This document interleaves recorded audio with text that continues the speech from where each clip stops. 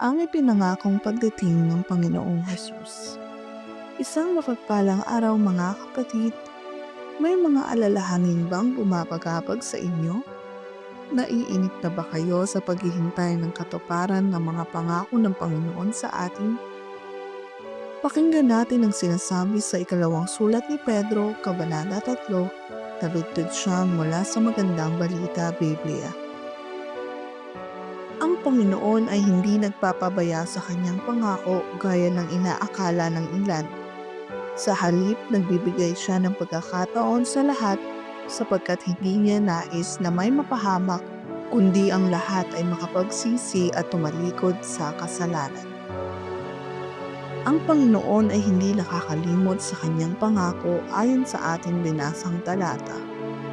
Sa katunayan, siya ay matyagang naghihintay sa bawat isa, sa akin, sa iyo, sa lahat ng tao na magbalik loob sa Kanya.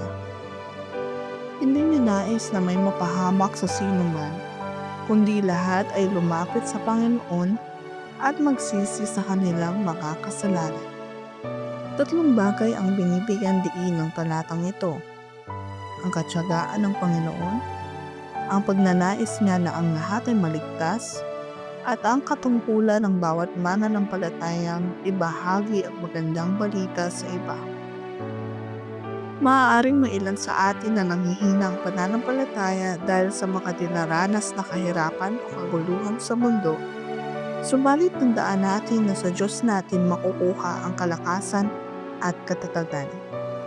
Ang isang mananampalatayang sumasandig sa Panginoon ay hindi matitinag sa anumang pagsubok.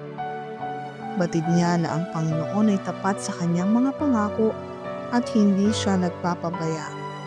Ito ang pinanghahawakan natin upang tayo ay makapagpatuloy sa ating lakarin, nang sa gayon ay matupad ang panawagan ng Diyos sa ating buhay. Kayo po ay manalangin. Ama namin na nasa langit, pinupuri namin kayo at pinasasalamatan dahil sa inyong pagtsatsagang hintayin ang lahat ng magsisi. Lumapit sa inyo at humingi ng kapatawaran.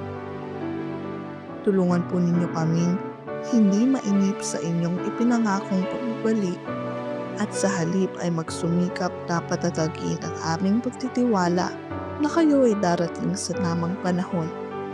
Tulungan po ninyo kaming maibahagi sa iba ang magandang balita sa matamis na pangalan ni Jesus.